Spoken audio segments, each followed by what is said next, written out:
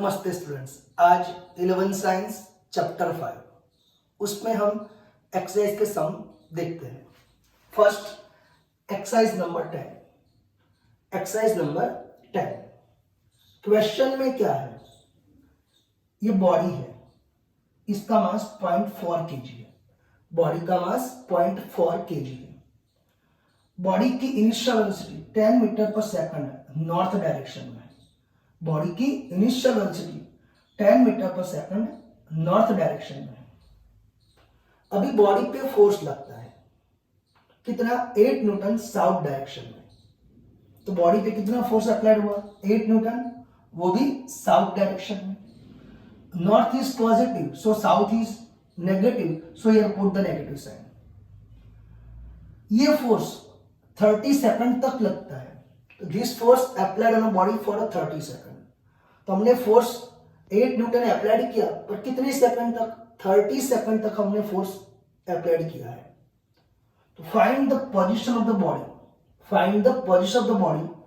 t is equal to -5 second, t is equal to 25 second and t is equal to 100 second. हम जब force applied करते हैं, जब body पे force applied करते हैं, वही हमारा जीरो टाइम है और वही हमारी जीरो पोजीशन है। तो हम फोर्स अप्लाइड करते हैं तब हमारी position x is equal to 0 consider करनी है, और उस टाइम कितना होगा, 0, वो कंसिडर करना है। मैं फिर से क्वेश्चन को रिपीट करता हूं। बॉडी का mass 0.4 kg, body moving north direction 10 metre पर सेकंड की वेलोसिटी से, नॉर्थ इज पॉजिटिव। अभी बॉडी पे क्या अप्लाइड हुआ, फोर्स कितना, 8 न्यूटन साउथ डायरेक्शन में, इसलिए मैंने नेगेटिव लिया। ये फोर्स 30 सेकंड तक अप्लाइड होता है। मतलब हमने फोर्स लगाया कहां तक, 30 सेकंड तक फोर्स लगता है। जब हमने फोर्स अप्लाइड करना स्टार्ट किया, वो टाइम 0 टाइम लेना है, और उस टाइम बॉडी की पोजीशन 0 है। तो find the position of the body at -5 second, 25 second and 100 second. Okay, तो बेटा बेसिक क्या है, consider north direction is positive. तो हमने नॉर्थ डायरेक्शन को क्या लिया, पॉजिटिव, इसलिए हमारी इनिशियल वेलोसिटी 10 मीटर पर second is positive, but force 8 Newton is the south direction, so it is a negative. बेटा -5 सेकंड मींस क्या, -5 सेकंड मींस क्या, तो जब फोर्स अप्लाइड होता है वो 0 टाइम है। तो फोर्स अप्लाइड होने से पहले 5 सेकंड है, फोर्स अप्लाइड होने से पहले 5 सेकंड। उस टाइम तो बॉडी पे फोर्स अप्लाइड नहीं हुआ था, मतलब बॉडी कांस्टेंट वेलोसिटी से मोशन करती होगी। तो मैंने यहां पे लिखा position of body t is equal to -5 second. -5 second means 5 second before 0 second. That time force can't applied on a body. उस टाइम बॉडी पे फोर्स नहीं लगता था, मतलब बॉडी कांस्टेंट वेलोसिटी से मूव हो रही थी।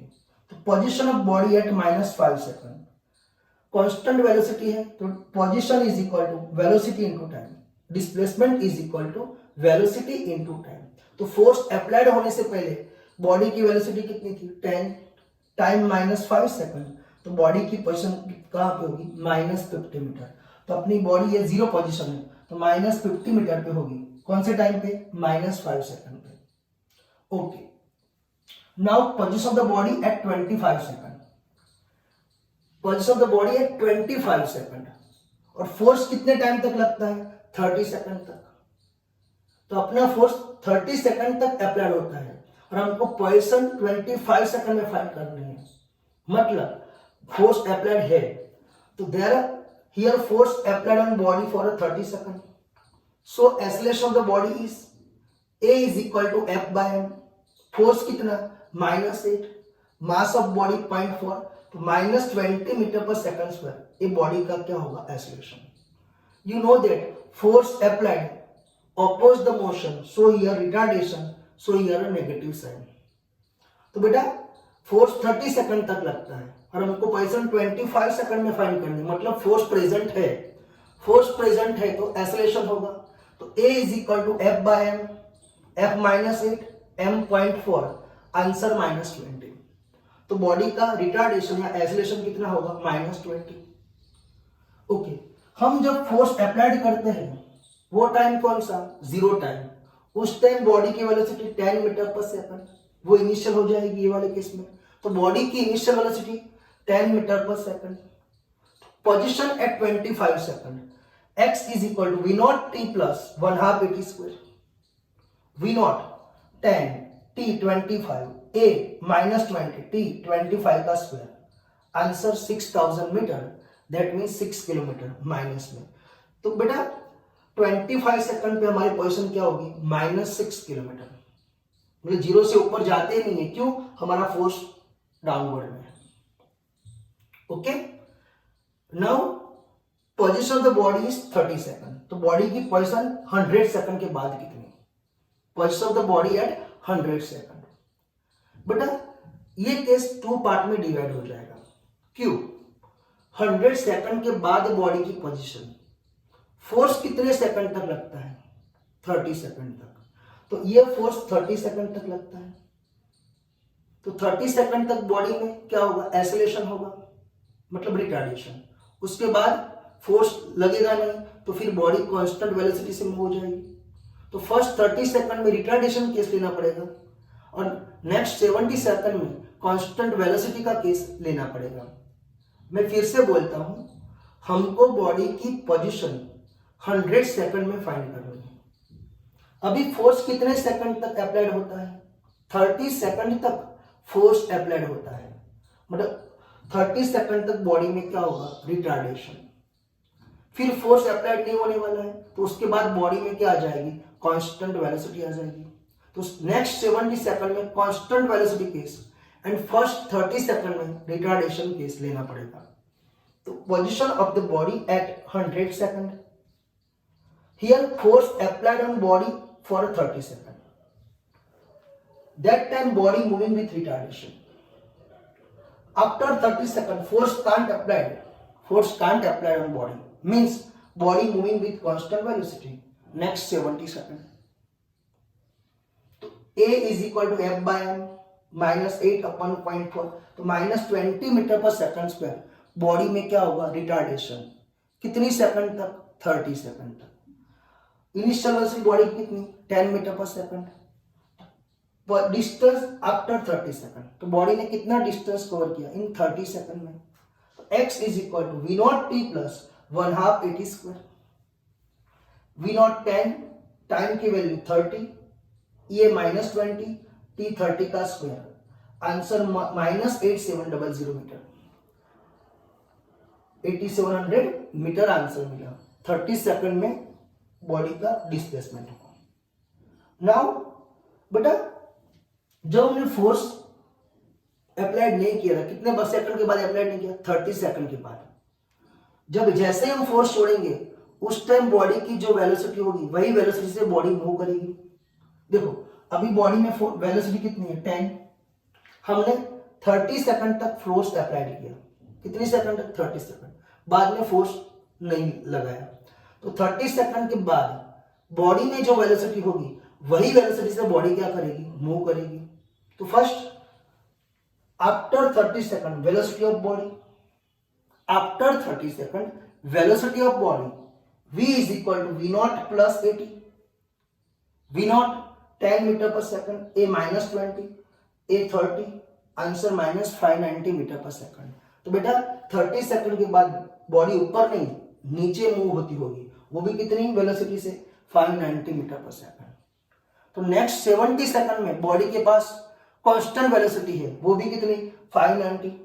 तो distance next 70 second constant velocity है, मतलब एक्सेलरेशन 0 है, तो x dash is equal to v into T, क्यों, वेलोसिटी इंटू टाइम। तो distance is equal to velocity 590 time 70, answer 41,300 metre. ये नेक्स्ट 70 सेकंड में डिस्प्लेसमेंट मिला और ये फर्स्ट 30 सेकंड में। तो मतलब position of the body at 100 second, इन दोनों का क्या आएगा, एडिशन, तो आंसर मिलता है 50 किलोमीटर माइनस में। तो 100 सेकंड के बाद बॉडी की पोजीशन क्या होगी, 50 किलोमीटर। 100 सेकंड में बेटा हमको 2 पार्ट में केस डिवाइड करना पड़ा। फर्स्ट 30 सेकंड में फोर्स अप्लाइड होता है, इसलिए रिटार्डेशन केस लेना पड़ेगा। एंड देन नेक्स्ट 70 सेकंड में फोर्स अप्लाइड नहीं होता है, मतलब बॉडी कांस्टेंट वेलोसिटी से मूव करेगी। तो ये केस को हम फिर से रिपीट करते हैं।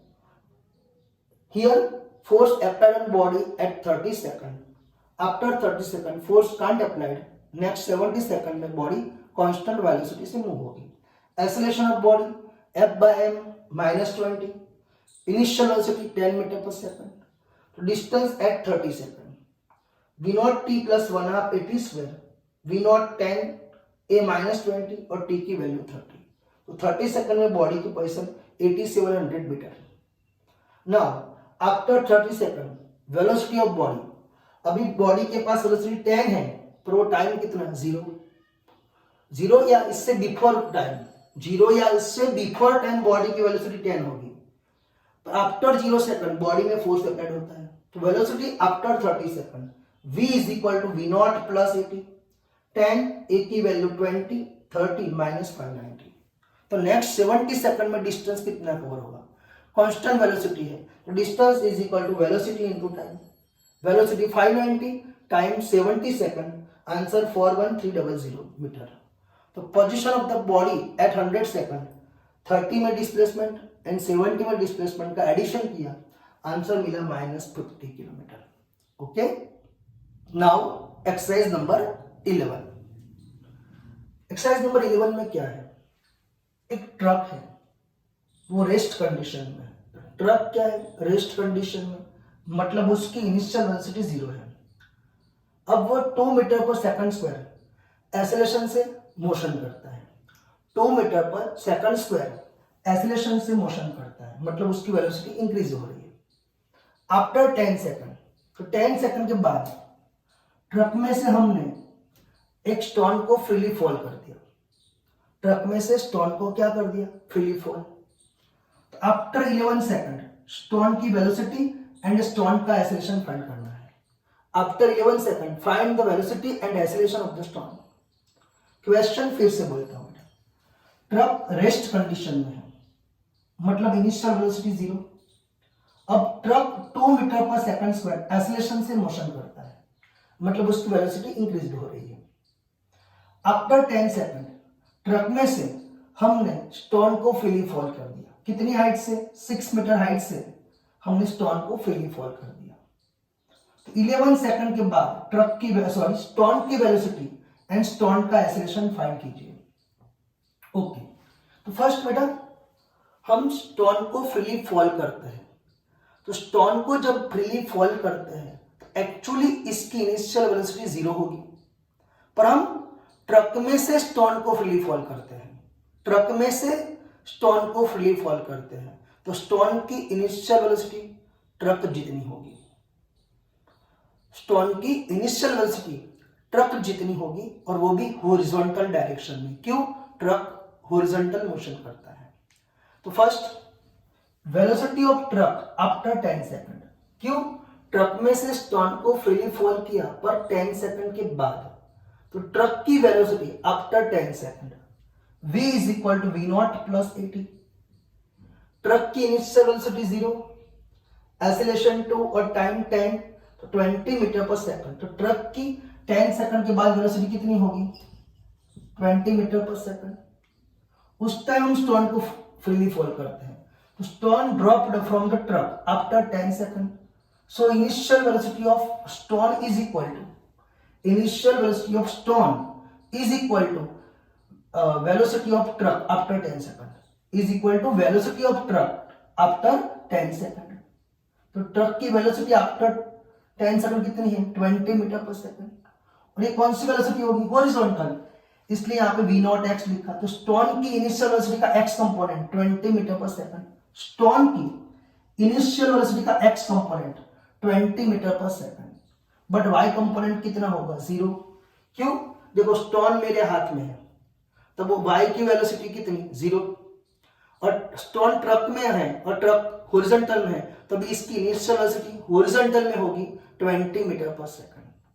तो जैसे हम स्टोन को फ्रीली फॉल करते हैं, तो उसकी y डायरेक्शन की वेलोसिटी 0 और एक्स डायरेक्शन में वेलोसिटी ट्रक जितनी 20 मीटर पर सेकंड, मतलब स्टोन की इनिशियल वेलोसिटी का एक्स कंपोनेंट 20 मीटर पर सेकंड, वाई कंपोनेंट 0।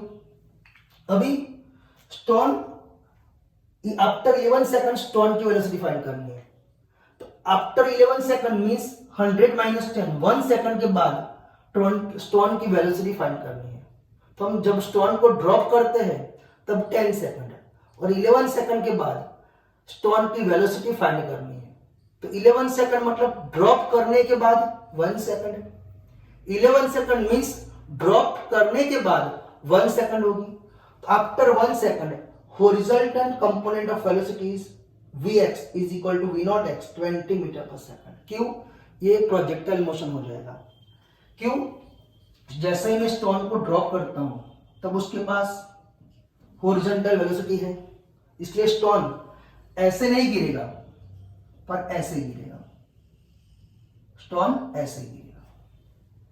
और 1 सेकंड के बाद स्टोन यहां पे आता है, 1 सेकंड के बाद स्टोन यहां पे आता है, तो ये उसका vx वेलोसिटी का x कंपोनेंट, vy वेलोसिटी का y कंपोनेंट।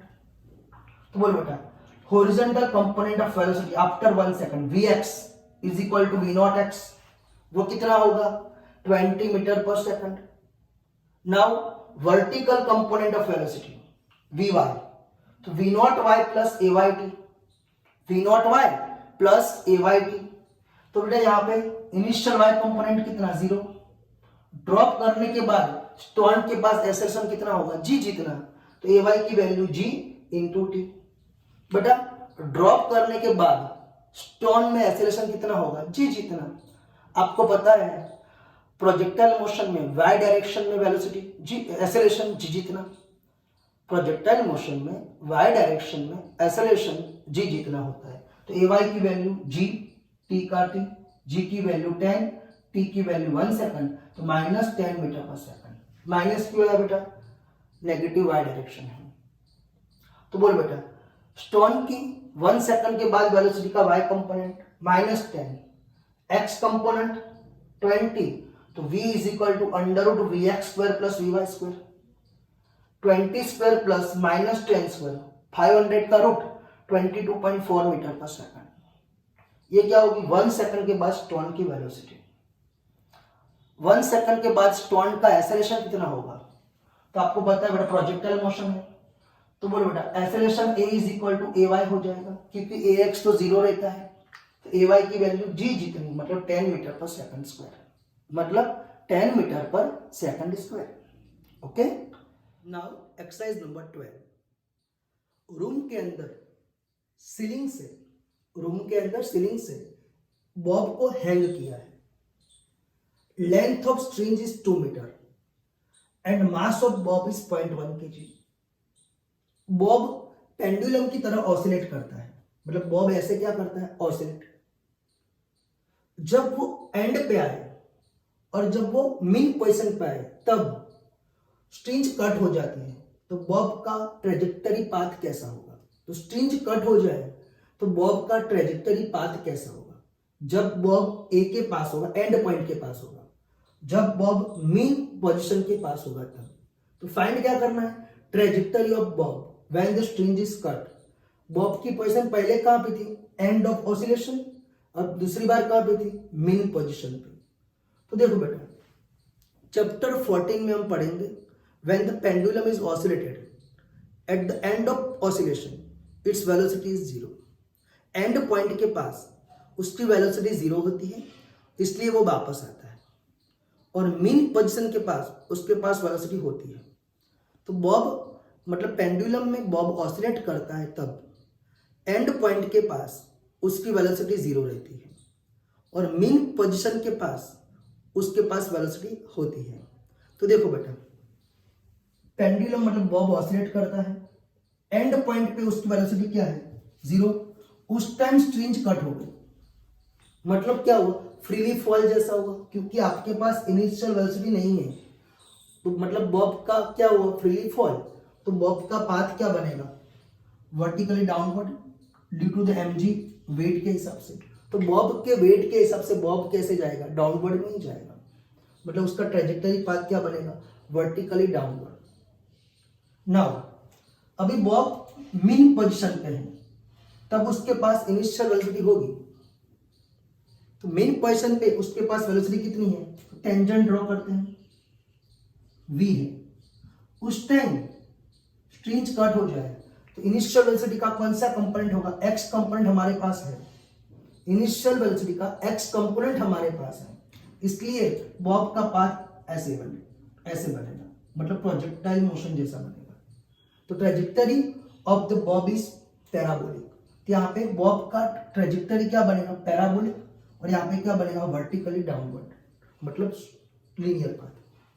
देखो बेटा फिर से बोलता हूं मैं, एंड पे बॉब की वेलोसिटी 0 होती है, एंड पे उस टाइम स्ट्रिंग कट हो जाए तो बॉब वेट के हिसाब से डायरेक्ट नीचे आ जाएगा, मतलब उसका पाथ ऐसे बनेगा ना। जब बॉब मिड पोजीशन पे है तब स्ट्रिंग टूटती है, तो बॉब के पास इनिशियल वेलोसिटी है हॉरिजॉन्टल डायरेक्शन में, हॉरिजॉन्टल डायरेक्शन में इनिशियल वेलोसिटी है, तो बॉब ऐसे मोशन करेगा, तो ये पाथ कौन सा होगा, पैराबोलिक।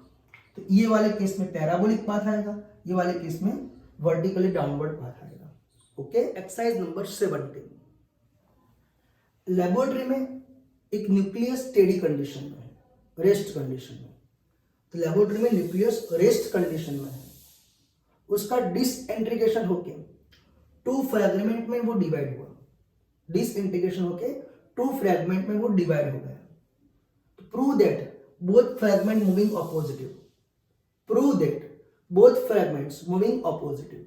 okay, तो बोलो mass of nucleus is m and velocity is v is a 0 because of it is in rest condition। after disintegration it is divided in 2 fragment, first fragment का mass m1 and velocity v1, second का mass m2 and velocity is v2। तो first fragment का mass small m1, second का m2, velocity v1 and v2 respectively। by the law of conservation of momentum, always conservation का क्या, momentum का क्या होता है, conservation।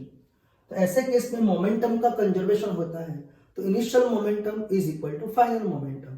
तो final momentum of system is equal to initial momentum of system।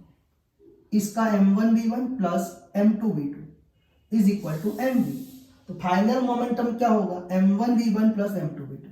Initial क्या होगा, mv, but it is a rest condition, इसलिए मोमेंटम 0 लिखा।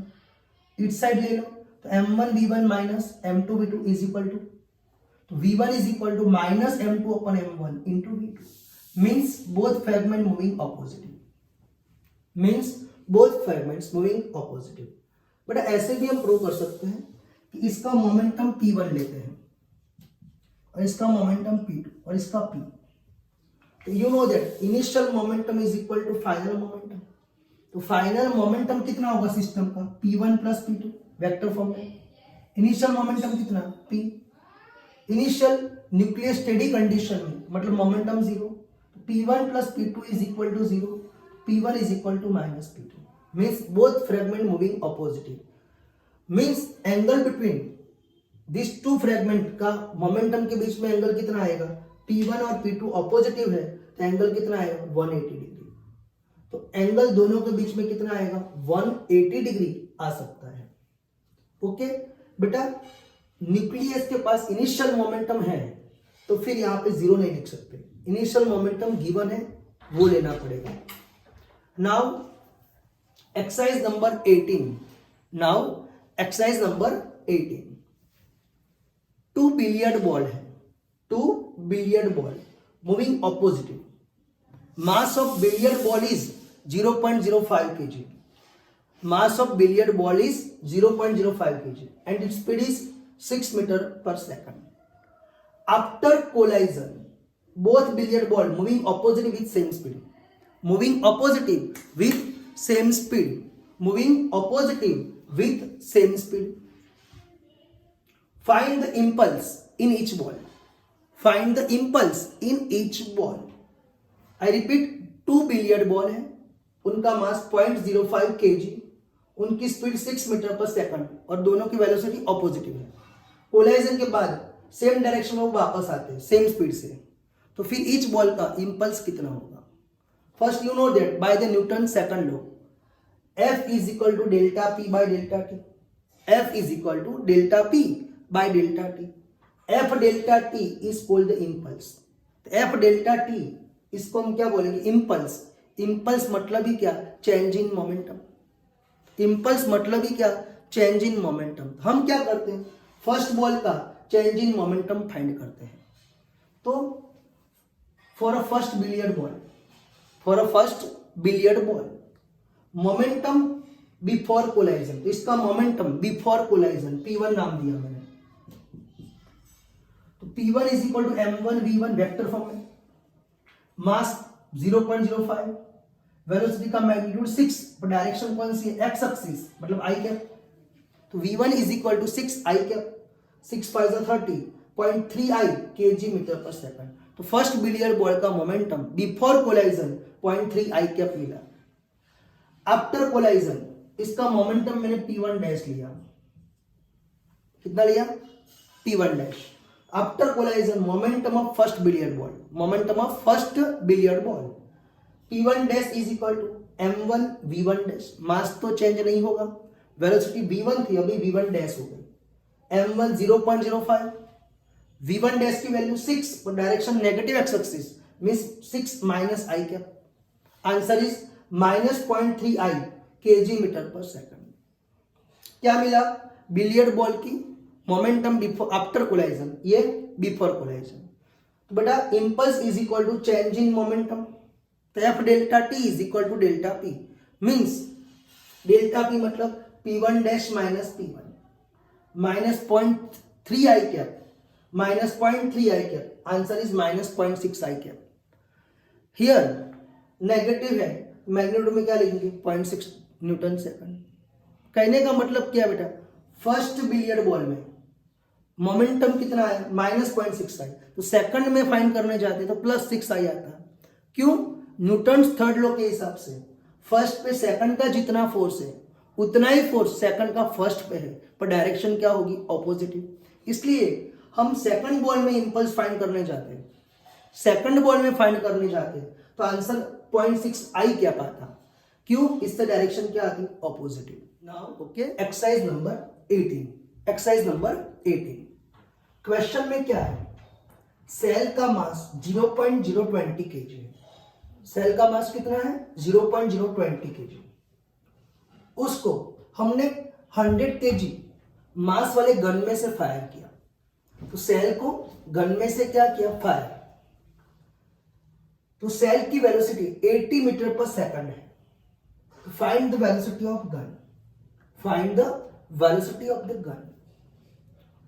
First, mass of gun is 100 kg. Shell means bullet. Mass of bullet is 0.020 kg. When do we fire the bullet?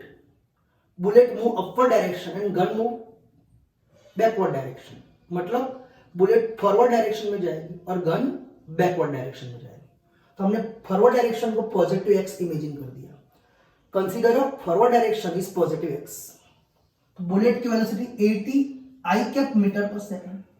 Find the velocity of bullet, sorry gun. Find the velocity of gun. So initially gun and bullet are in rest condition. ऐसे this is the bullet, ये gun है, दोनों क्या है? Rest condition में. जैसे ही bullet fire होगी बुलेट आगे जाएगी और गन पीछे जाएगी. तो initially gun and bullet are in rest condition. After fire bullet moving forward direction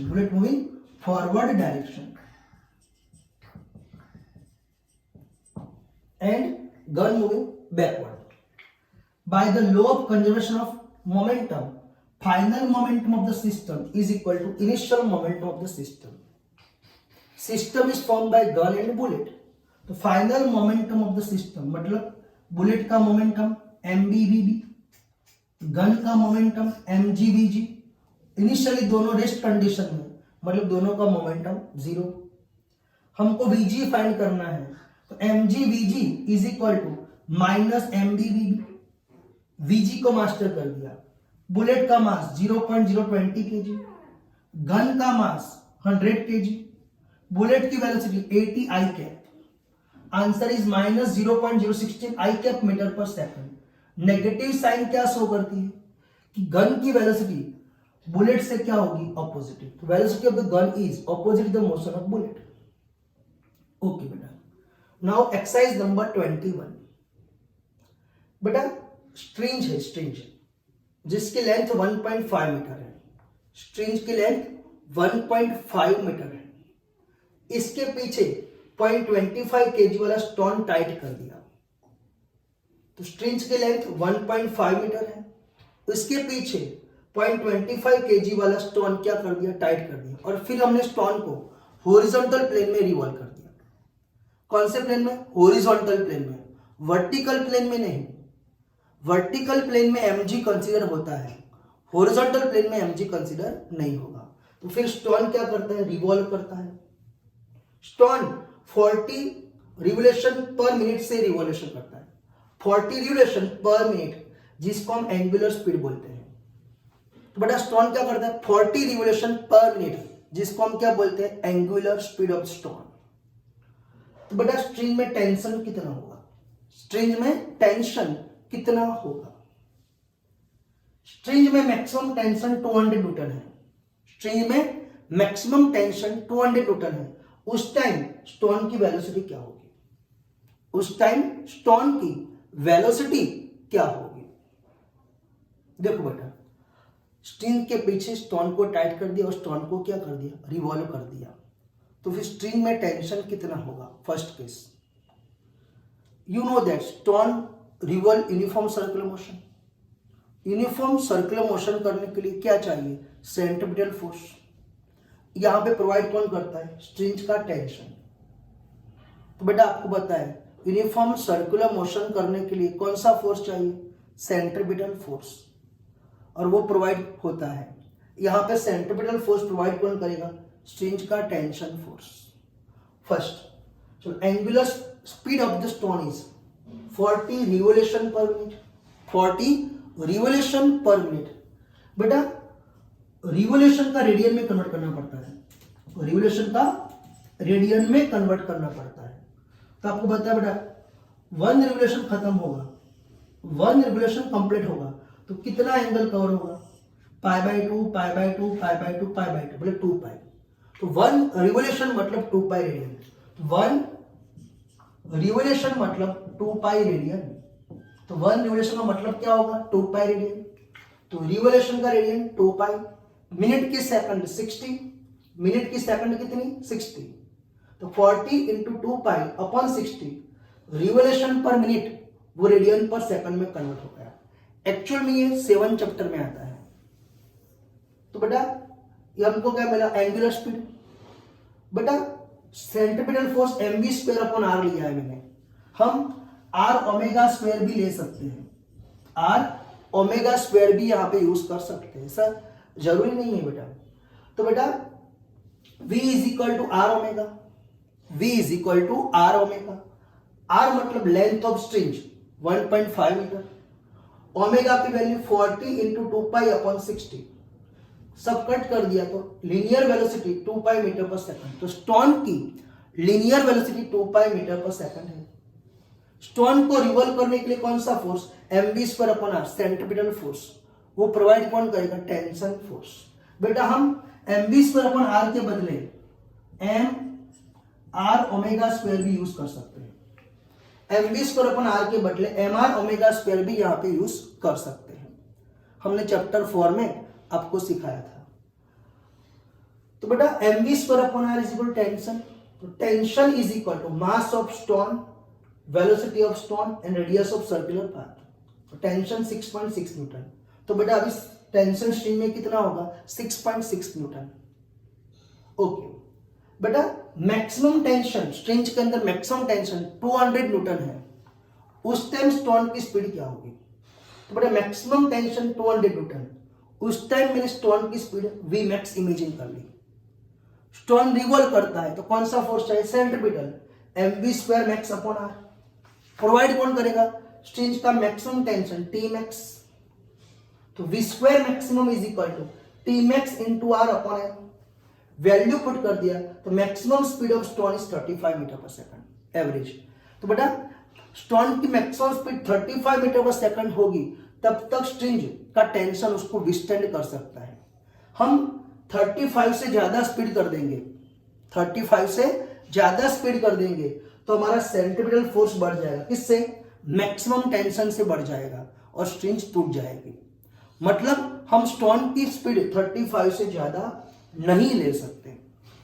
मैं फिर से रिपीट करता हूं। First, angular speed of the stone is 40 revolution per minute. Revolution का रेडियन 2 पाई, मिनट की सेकंड 60, तो ओमेगा रेडियन पर second में मिल गया। सेंट्रीपिटल फोर्स हम mv²/r का यूज करते हैं। तो first find the v, linear speed of the stone, linear speed of the stone, v is equal to r omega, value put कर दिया, आंसर 2 पाई मीटर पर सेकंड। बेटा स्टोन को रिवॉल्व करने के लिए कौन सा फोर्स चाहिए? सेंट्रीपिटल, और वो प्रोवाइड कौन करेगा? टेंशन। तो tension T is equal to mv²/r। Mass of the stone is given, velocity of stone is given, radius of circular path is also given, and we find the tension in string 6.6 Newton। बेटा maximum tension कितना है? 200, मतलब अभी string टूट नहीं सकती, break नहीं हो सकती। अभी बेटा मैक्सिमम टेंशन 200 है, तो उस टाइम स्टोन की वेलोसिटी क्या होगी? तो T max is equal to mv² maximum per R. V max को मास्टर कर दिया तो आंसर मिला 35 मीटर पर सेकंड। बेटा स्टोन की वेलोसिटी हम 35 मीटर पर सेकंड तक रख सकते हैं, तब तक तो बेटा centripetal force maximum tension provide कर लेगा। पर जब आपकी वेलोसिटी 35 से बढ़ गई, 35 से बढ़ गई, मतलब आपका सेंट्रीपिटल फोर्स मैक्सिमम टेंशन से भी बढ़ गया, तो फिर क्या होगा? स्ट्रिंग टूट जाएगी। बेटा नॉलेज के लिए मैं बोल रहा हूं, बेटा हमने स्टोन को वर्टिकल प्लेन में रिवॉल्व किया। कौन से प्लेन में? वर्टिकल प्लेन में रिवॉल्व किया, तो क्या होगा? बड़ा स्टोन वर्टिकल प्लेन में रिवॉल्व करते हैं ऐसे, तो स्ट्रिंग में कौन सा फोर्स? टेंशन। पर स्टोन का खुद का वेट mg कहां पे आएगा? डाउनवर्ड में। तो बेटा हमने स्टोन को ऐसे वर्टिकल प्लेन में रिवॉल्व किया। वर्टिकल प्लेन में रिवॉल्व करते हैं तो स्ट्रिंग में टेंसाइल फोर्स और मतलब स्टोन का वेट mg डाउनवर्ड में, तो फिर सेंट्रीपिटल फोर्स प्रोवाइड कौन करेगा? T minus mg is equal to mv²/r। तो ये केस में centripetal force T minus mg provide करेगा, T माइनस mg प्रोवाइड करेगा। यहां पे mg नहीं आएगा, क्यों? यहां पे स्टोन हॉरिजॉन्टल प्लेन में रिवॉल्व करता है। ओके